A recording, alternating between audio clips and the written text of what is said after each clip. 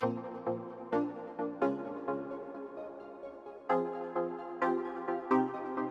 everyone, and welcome back for another episode of the Outdoor Adventure Series podcast. This is your host, Howard Fox. The Outdoor Adventure Series celebrates individuals and families, businesses, and organizations that seek out and promote the exploration of the great outdoors. Our guest today is Ruth Hoyt. Ruth is an award-winning nature photographer and the owner of Photobound Tours. Ruth is based in Deep South Texas, and she specializes in bird photography. She works with Texas Photo Ranches as a guide, workshop leader, and consultant. And she leads these tours and workshops for various companies, including Kodak and agencies such as the National Park System. Ruth, it's a pleasure to have you on the Outdoor Adventure Series podcast. Hi, Howard. It's great to be here.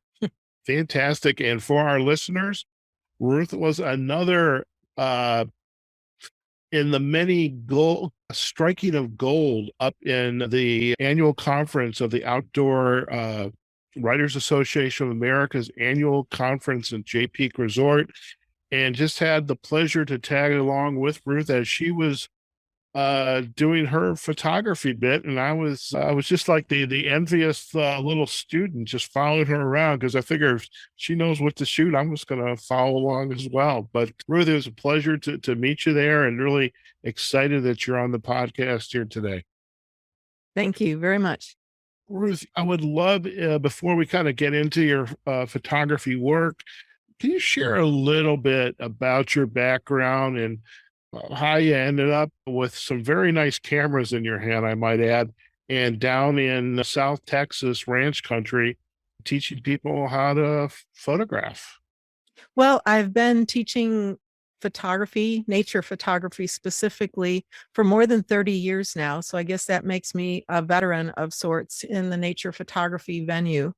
I came to Deep South Texas a little bit more than 20 years ago. In January of 2000, I came down here for a wildlife photo contest and I never went home. I lived in Missouri and that's where I started with my photography. But once I got to South Texas, I knew I was where I wanted to be. So South Texas, what is it about South Texas that it made it such an attractive place to put up roots? Well, for me, one of the first things is I hate being cold. I don't like being cold. I don't like being in cold climates. I love being warm.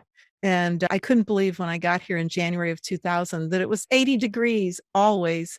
And it never really got below 60. That's my kind of temperature. I'm sort of like a lizard. I like being in the heat. Yeah, it wasn't just the warm temperatures, it was the warm people and the fantastic wildlife.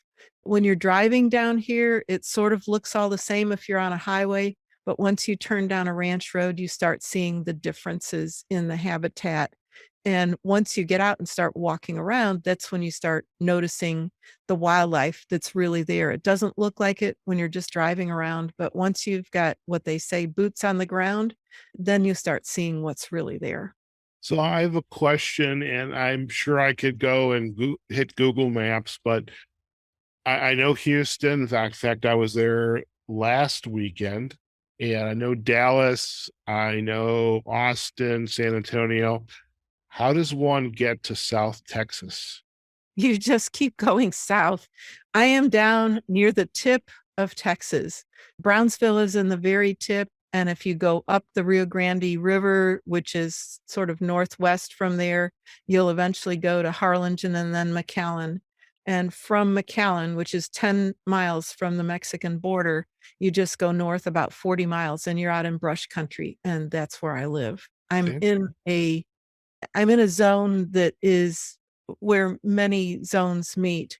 So I'm near the subtropics of Mexico. I'm near the grassland prairies, the coast of Texas, and then the fringes of the Chihuahuan Desert.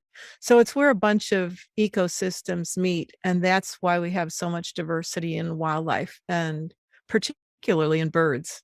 That's fantastic. Birding. I love that. And definitely we're going to talk about that.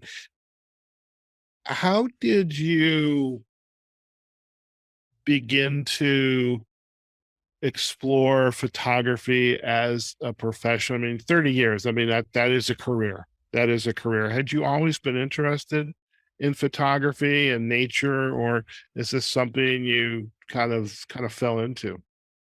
Well, it's some of both. I've always been interested in the arts, whether it's drawing or painting, uh, writing, any of the arts. I've always been attracted to. I think I'm pretty creative.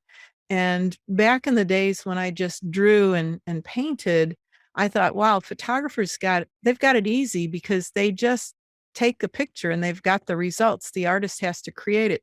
But then once I started with photography, I took a class and it was all about the lighting and the depth of field and the focus and the composition. And then I realized, oh my gosh, I've got to create it within the lens that I'm looking through. And so it's a complete full circle for me. So that's sort of how I began, not really knowing anything about it. But when I do anything that I'm interested in doing, I don't test the water with my toe dipping into it. I just jump in. And that's what happened with me. Within just a short time of immersing myself into photography, I ended up teaching it. How did you begin to explore that aspect of photography, teaching others? Well, I've always been a teacher of some sort. In my background, I've taught drawing and painting. I've taught dog training of all things. So I have a history of teaching. I was a music teacher also. I started doing that. That's what I went to college for. I was a music education major. So teaching has always been a big part of my life. I began teaching when I was a teenager myself, actually. But when I got into photography, I ended up joining the St. Louis Camera Club, and that's where I met some of my first mentors, and that's what propelled me forward. It just escalated from there. I really didn't know very much about nature. I loved being outside, I loved camping and doing things like that, but by immersing myself in photography and getting out and doing nature photography, that's when I started learning about the details and I became a real avid naturalist. And that led to teaching other people and helping other people with their cameras. That's fantastic, and I can attest to our folks on listening to this call. I was a recipient of some of those lessons when we were in up in J Peak, and I mean there are some shots that I just didn't know how to do, and Ruth was very gracious in offering her advice along the way. So, Ruth, in full public disclosure, thank you so much for that. I definitely had some wonderful image as a result of just our chats along the way. I have a question now. Getting back to Texas, you talked about in the introduction the Texas Photo Ranch. What is that? Well, there aren't very many, so it's very much a niche kind of thing. Certain ranches down here, especially in the tip of Texas, the deep South Texas area, have set up professional photo blinds for capturing pictures of wildlife. Instead of us chasing birds and chasing after wildlife, we build, I'm going to say, man-made water holes, that hold water and have cover nearby so the birds and wildlife have a safe place to find food and water. And what we do is set up perches for the birds to land on, and they come down to our perches. They come to us rather than us chasing them. And the photo blinds are set up depending on which blind it is. If it's a morning blind, we have the photo blind below ground with the window at ground level facing west. So we've got the early morning sun coming up from behind us and lighting up our subjects. So the opposite holds true in an afternoon blind. It faces basically east, and the afternoon and evening sunlight fall directly onto our subjects. So they're very, it's like I said, it's a niche. It's very carefully planned and constructed. I'm going to say an outdoor photo studio type situation. And we have feeders that feed the wildlife all year round. So it's a safe place for them to come. They know that the food is going to be there. They're not dependent on it, but it's there when they get up in the morning or else come in the afternoon, depending on which blind it is. When we do the perches, we add additional things that we don't have in the feeders. So there are extra tidbits for them to find when we're photographing. That's fantastic. And it's just, it's like this prep work to get ready to take pictures, and, you know, and basically you take pictures all day, just given, the morning activity and the afternoon and evening activity. During the year, I would imagine there's birds on the flight path as they're migrating, from north to south, south to north. Maybe there's the indigenous species of birds that are just there in Texas. But what are some of the highlights that you're seeing throughout the year as far as the various bird species? What I would say about that, because I get asked this question frequently, when's the best time to come? And I'm just going to say, pretty much anytime you come here, you're going to have something to photograph. Now, a lot of people can't take the South Texas heat, especially in July, August, and September, because it's always about 100 degrees or more during the daytime at that time of year. However, that's when northern bobwhite or quail have their chicks, and it's when the bobcats come to drink at the water hole because it's hot. So even in the summertime, when most people can't stand the thought of being down here, it's a good time to come and photograph. That being said, most people enjoy coming in March, April, and May. Those are the early months of the year where it's not quite so hot. And we get a lot of movement at that time of year. If you look at our ranch calendar, it's booked solidly in April. There are no openings in April because you generally have to book a year ahead of time. But March, April, and May are the busiest 3 months in the photo blinds because that's when migratory birds are starting to move north. Some start early in March and others don't go until May. So every day is different. You can predict approximately when something's going to show up, but you're never completely sure because every day is different. Most people love to come down here to get our painted buntings. The male painted buntings are like a rainbow bird, and they sometimes hit the coast down at South Padre Island. I'm going to say April 6th, 7th, 8th, 9th. But what we tell people is if you want to get a painted bunting on the ranch in one of the settings where we have perches set up, you want to come about April 15th. That's when they start showing up and make regular appearances. Now they stay March, April, I shouldn't say March. They arrive in mid-April and they'll stay into the summer. The males leave early. They leave in late July or early August. And then the females and the chicks that they raised that year will head south for the winter in August and sometimes into September.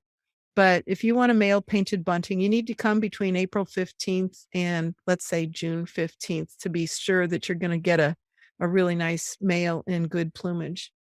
But it varies. Okay. Now I know, let's just jump ahead for a little bit. I know you're planning a class or workshop later on in 2022. My God, it's the new year coming up. Will that be around that time of the year so that your students can be Yeah, able well, to? we do. I do a couple of workshops. I do one in February where we have our regular year-round birds, and we have different. I'm going to call them winter birds. They migrate south for the winter and they stop here. So we have our regular year-round birds in February. Plus, we have birds that visit us and stay with us over the winter. So I have one workshop in February, and then I have another one in April that I co-lead with Adam Jones. He's one of the Canon Explorers of Light. We've done a couple workshops together and really enjoy working together. So that one we do in April for migration. Okay. I'm curious, of the birds and being down in this area of the country, in addition to the painted bunting. And by the way, I am a very opportunistic podcaster, Ruth. I think I may have mentioned that. Yeah, I would love to, if you would be, remiss to, well, let me start all over again. Yes, I am a opportunistic podcaster, but I would love if you could share, perhaps, 4 or 6 pictures of some of the birds that you're capturing down in the photo ranches, and especially one of the male painted buntings. I think that would be fantastic on our show notes. I'll be happy to send you some. Oh, That would be great. that's fantastic. And I'm getting so used to saying that I'm an opportunistic podcaster because in the outdoor space, it all always revolves around photos. Besides the painted bunting, is there another bird species that, just every year just kind of gives you goosebumps? It's really funny because it's a backyard bird for me, but the green jay. Most people in the North America have blue jays or Stellar's jays, different kinds of jays, but they're all blue or gray. We have the green jay, which is a tropical jay, and he's yellow and green and blue and black, a very colorful bird. And it may be common to the area, but it's not common to everybody else. And I just love the antics of these jays. They're not bully birds like some of the jays that I see in other parts of the country. They're bold, but they're not bully birds. And the antics that they just they're comedians and they perform all the time for me. I've got pictures of fluffy ones, sopping wet ones, and those are hard to get because they don't bathe often, but fluffy ones, wet ones, ones with their crests raised because they when they get excited or angry, they fluff up and they're just fun to watch and they're beautiful in flight. So I take pictures of them flying to cactus and you get the full spectrum of their colors in the photos. It's a lot of fun. That sounds fantastic. How do you prepare in your work for, the amateur, the professional to come down and shoot with you? How do you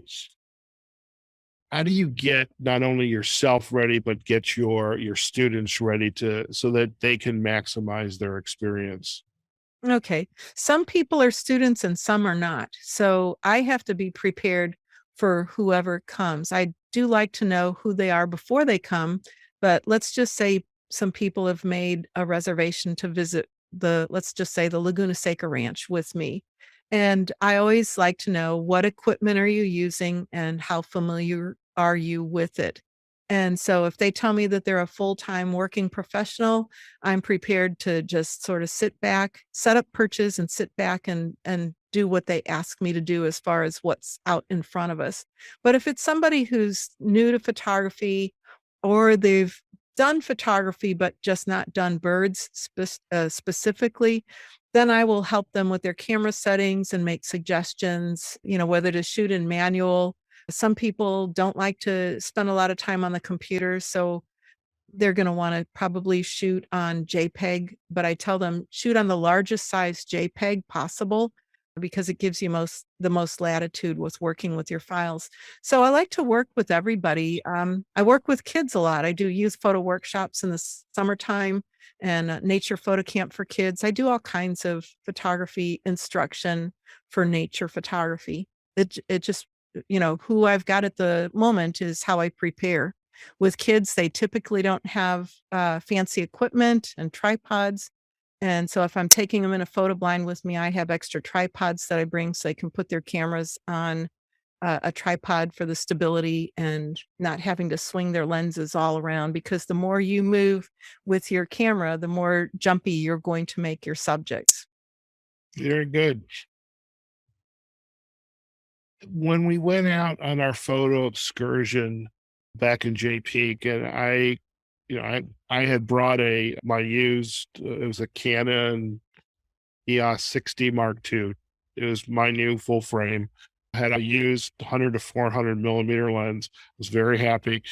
And then I was seeing some of the birds up in the trees. I'm thinking, I don't think my lens is long enough. So, having said that, what type of equipment do you recommend that your guests, and I include the amateurs as well as the students, What kind of equipment do you recommend your guests to bring so that they can have the most beneficial birding experience? That's sort of a loaded question, especially now with the mirrorless cameras. I'm full-time on a mirrorless camera. I have the Canon EOS, R5, and I've got the R3 on order. The R5 is a full-frame camera, does 20 frames per second, and it's a full-frame camera with close to 50 megapixel, images. That is a huge file. And so you can crop a lot. If people have a camera like that, it's not it's not a big deal to crop a lot of your picture out. So you don't necessarily have to have the 600 millimeter lens. Now, when people tell me what they have, I might if they don't have something that's really long enough in the lens range, we like to tell people to have at least a 300 millimeter lens. If not, 400 is better. 500 is actually very good. But if you have a crop frame camera, that magnifies what you've got. So it depends on what they've got. If they don't have a long enough telephoto lens, what I do is recommend that they rent one for the week and have it delivered a couple of days ahead of time so you can get used to it a little bit and then work on getting more familiar with it when you're in the blind, and I'll help with that. That's fantastic. So you're really helping the students and your guests really achieve the best possible photo. I mean, that's even as somebody. I mean, I like to think of myself as experienced, but I think it pales to someone like yourself, and so definitely I would take advantage of that. What do you see as the biggest challenge for coming out to one of these ranches, to be successful? I mean, do people come and expect the birds is just going to be right there? I mean, is patience a challenge? What challenges, those guests of yours? What I tell people is every day is different. They are wild birds. They're not trained to be at the blind at a certain time, although you can predict that usually they will, but sometimes the weather will make a difference. If it's super cold, they might stay hunched down and fluffed out wherever they've slept, and they might not show up as soon. And if it's really hot, they generally come a little bit early. So, like I said, they're wild animals and they're not pets, although they know to come to the photo blind area for food when they see us going into the blind. And like every day is different. Every photo blind is different. You might have a bad day one morning at a blind because there might be a hawk sitting in the tree right by where your photo blind is. If you've got a hawk in the area, the activity is going to be very minimal because nobody wants to be out and vulnerable when a hawk is around. And sometimes that happens. And if I get out of the photo blind and the hawk sees me, it will fly away. So we we don't try to manipulate the bird's behaviors, but if a hawk is in the area and it's messing up our opportunities, I will get out of the blind and walk around just to see if I can get it to move. They're pretty wary and they don't hang around when I go outside the blind.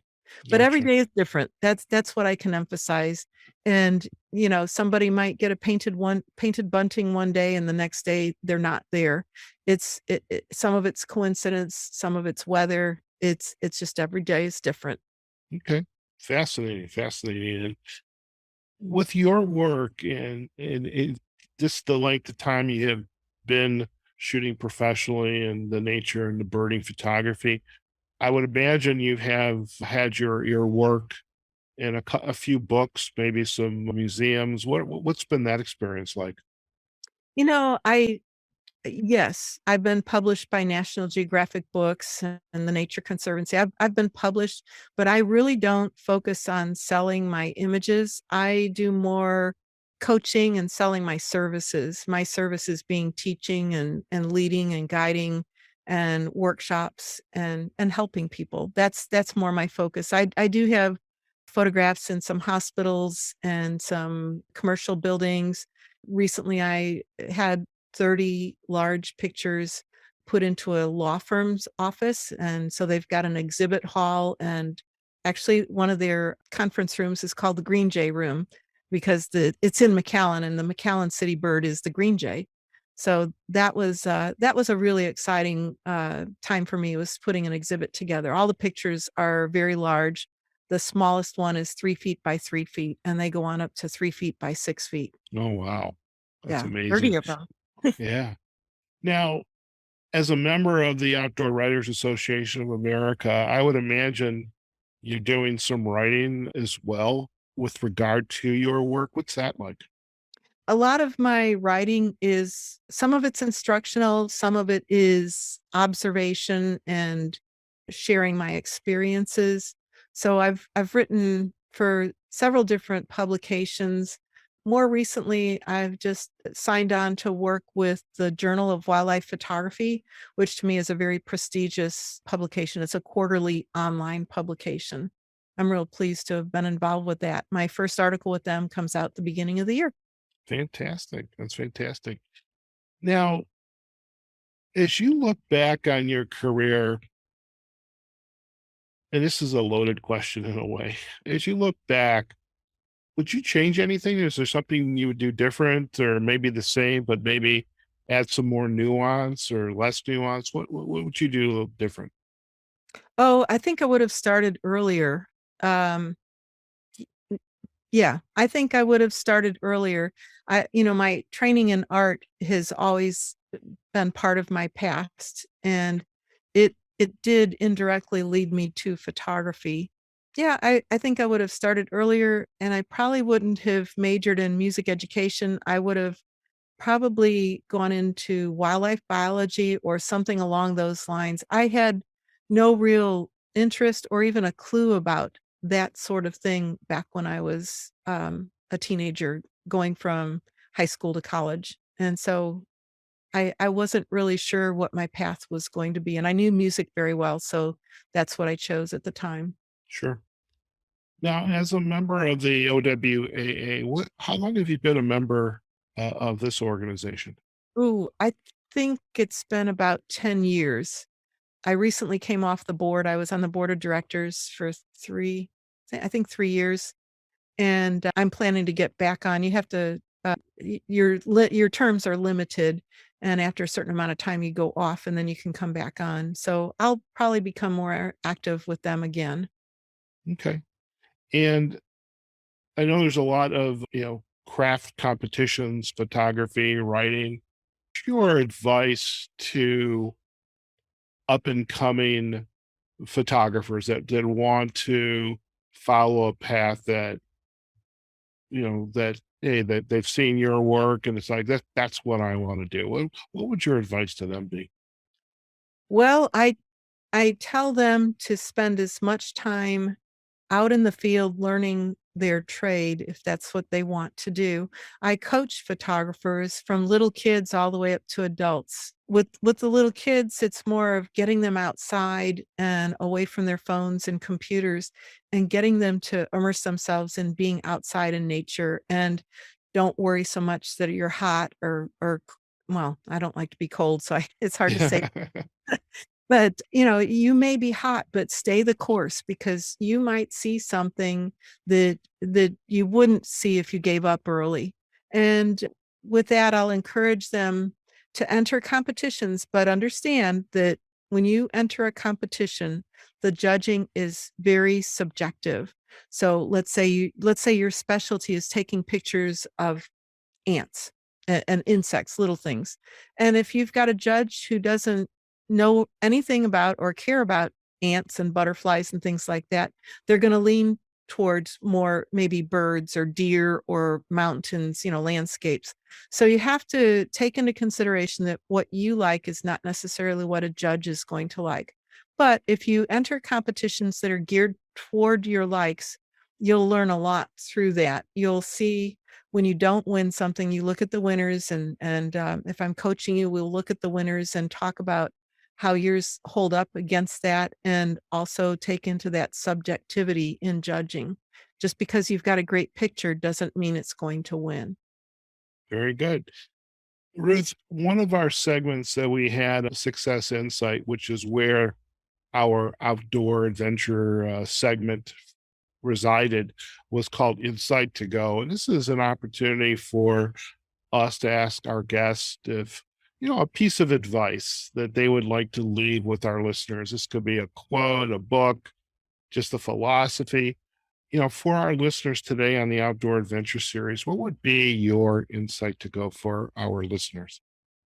Oh gosh, there's so many things. If it's just about photography, I'm gonna say the more you look, the more you'll see. And what I mean by that is it just because you taken a picture that you like doesn't mean you've got the best one out there. The more you look, the more you're going to see. And back in the film days, I know this dates me, but back in the film days, we'd have a roll of film and it would be 36 exposures. And we'd take a piece of rope and make a 10-foot circle with that piece of rope. And the assignment would be to shoot the whole roll of film. That's 36 separate pictures within that rope. And you could make it a macro session where you're photographing all the little things you see on the ground, or you can make it a place or an assignment for yourself where you can't move from that spot. You can turn around in different directions and point and get different subjects, but you have to stand in one spot. That's a really good exercise. The more you look, the more you'll see. I mean, you could put me on a parking lot and I'm going to find pictures. I really think that's true.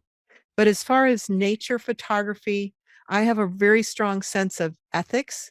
And people, when they photograph, they're going to maybe have something in mind that they're going to go photograph. But I like to keep an open mind and always have a sense of, am I having an impact on the subject that I'm photographing or not? So I try and have a good sense of ethics. I don't want to disturb the habitat where the subject is or disturb the landscape if I'm doing a landscape, whatever it is. So consider yourself, your own judge of what ethics you use when you photograph. And then I might guess my final thought is to always ask questions, never stop asking questions, and look for the answers in as many different places as you can. Sometimes the answers help you with the next thing that you're going to be doing with your camera and take you to the next level. Fantastic. Well, we appreciate your insights to go. Ruth, before we head out, if our listeners would like to learn more about you and your work, where are the best places for them to go? Well, I'm going to say my website is probably a little out of date. So the best place to find me where I'm current is on Instagram. That's my go-to place to connect with the world. And generally, I post a picture a day, and the picture is usually a bird, and it talks about the bird and a little bit about its habits. So it's instructional, but it's also trying to show the glory of what the birds are that I see regularly.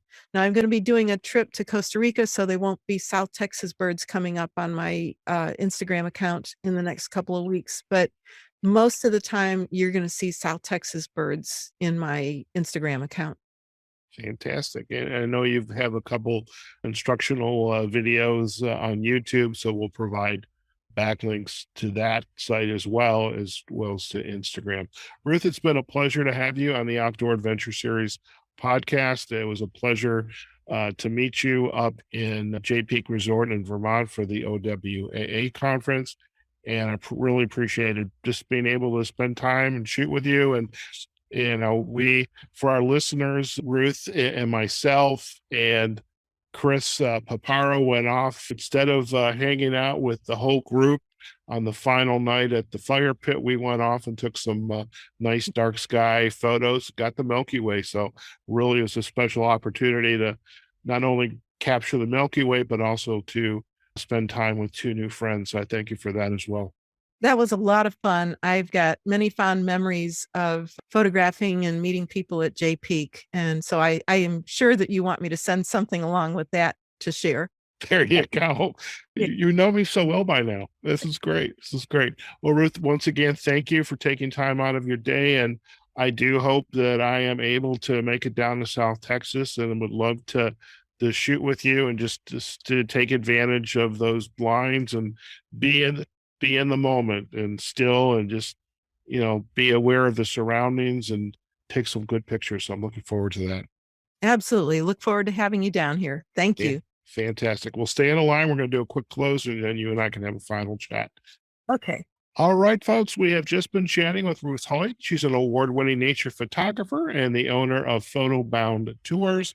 She is a resident of South Texas and really spends much of her professional time out on the ranches where she photographs and leads workshops and tours, guides other photographers, teaches nature photography with a specialty in bird photography. And this is a four-season endeavor. You have the local native species as well as the species that are in transit, either going south or north, depending on the time of the year. And definitely going to look forward to having a couple of photos of some of the birds that Ruth had mentioned, the painted bunting and the green jay, and perhaps a couple of her fine shots from up at the resort at Jay Peak in Vermont from October.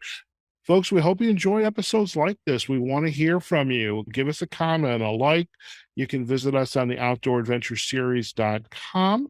You can also find this episode on the major podcasting platforms, iHeartRadio, Pandora, Spotify, where we have the Outdoor Adventure Series playlist. We're on Amazon Music, Google Podcast, Apple Podcast, and Audible. All right, folks, there's no reason why you can't get out. I mean, heck, literally this morning, I could have gotten up with my camera and just opened up my little Juliet balcony door, and there's a bird there. I'd never heard it before, but what a sweet sound. And as Ruth was chatting about some of the birds in her neck of the woods, I'm always back to thinking about those cardinals that were up in the Midwest, back in Chicago, out in our little parking lot area. And that's how I knew summer was arriving, because the cardinals would show up. And some of those sounds just bring back such sweet memories. And so hopefully wherever you are, you can take advantage of that as well. Okay, go out there, have a phenomenal day, and we will see you on a future episode of the Outdoor Adventure Series podcast. Take care now.